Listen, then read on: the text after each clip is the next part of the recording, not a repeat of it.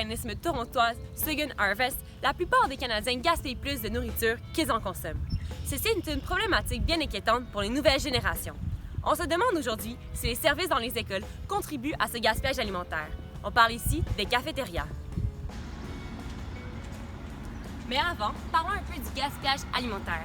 Voici Aurore Courtier-Boineau, spécialiste en matières résiduelles et en consigne, ainsi qu'Amélie Côté, spécialiste en matières résiduelles et en obsolescence. C'est très important quand même de repenser à, justement comme disait Amélie tout à l'heure, qu'est-ce qu'on appelle un aliment qui est impropre à la consommation. C'est certain. Après, il faut faire attention justement à ce que le compostage ne devienne pas une fin en soi, puis qu'on ne se déculpabilise pas de finalement gaspiller de la nourriture parce qu'elle va revenir au compost. Il y a une statistique qui dit si le gaspillage alimentaire était un pays, ce serait le 3e pays le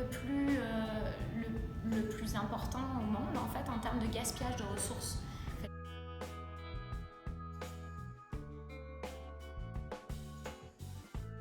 Parce qu'ils ne sont pas obligés.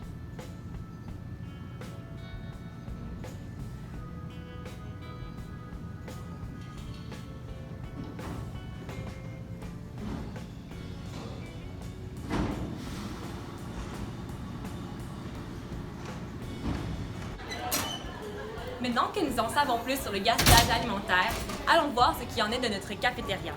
Notre cafétéria est desservie par Chartwheels, une compagnie des services de traiteurs de cafétéria. Le patron ici au collège est David Chantecaille et son adjointe, Sophie. C'est celle-ci que nous avons interviewée. Pour vous, qu'est-ce que le gaspillage alimentaire? Le gaspillage, c'est beaucoup. C'est soit quand on le produit, donc quand je fais ma recette, ce que je me sers pas que je jette, ou sinon, c'est les restants quand les jeunes ne mangent pas leur repas. La portion que je donne, c'est ce qui est recommandé par le guide alimentaire. Fait que normalement, c'est assez pour le jeune. Pourquoi c'est important pour vous d'avoir des mesures pour prévenir ce gaspillage-là? Pour les coûts, pour éviter justement que nous, on le jette, puis pour éviter d'en acheter trop. Que faites-vous de la nourriture restante les vendredis? Si je fais à produire une salade, mettons le vendredi, elle est bonne jusqu'au lundi matin. Je vais les remélanger avec d'autres choses. Et mettons, il me reste de la sauce, je vais la remélanger, la recuire au complet. Donc, s'il y a des bactéries qui se sont produites, tout est effacé à la cuisson. Mettons un sandwich, mais s'il est rendu à la fin de la vie, là, oui, on le jette. Merci beaucoup. Finalement, le gaspillage alimentaire à la cafétéria ne semble pas principalement venir de la préparation des repas, mais plutôt des aliments qui sont non vendus.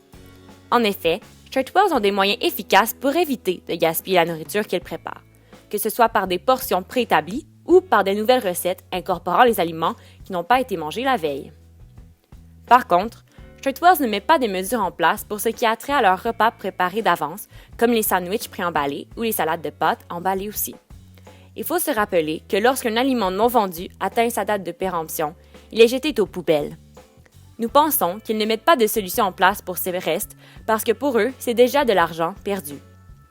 Bien entendu, il serait bien plus éthique de remettre ces denrées à une banque alimentaire, par exemple. Comme Sophie l'explique, il est important pour eux de s'attaquer au gaspillage alimentaire pour des raisons économiques. Cela prouve simplement que les entreprises à la tête des services de cafétéria, comme toute entreprise, ont pour but premier de faire de l'argent. Nous sommes d'avis qu'ils devraient s'assurer que leur reste alimentaire soit profitable pour quelqu'un d'autre.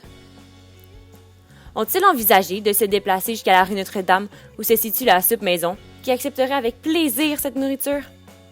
Ces aliments pourraient être envoyés dans des banques alimentaires ou pour des personnes dans le besoin, car plusieurs banques alimentaires distribuent des denrées périmées qui sont encore propres à la consommation. Dans les dernières années, la cafétéria fait des efforts pour réduire non seulement leurs déchets alimentaires, mais aussi leur production de déchets comme des plastiques et des emballages. Il est certain que ce n'est pas parfait. Cependant, Chartwells semble sur la bonne voie pour suivre les valeurs de leurs consommateurs.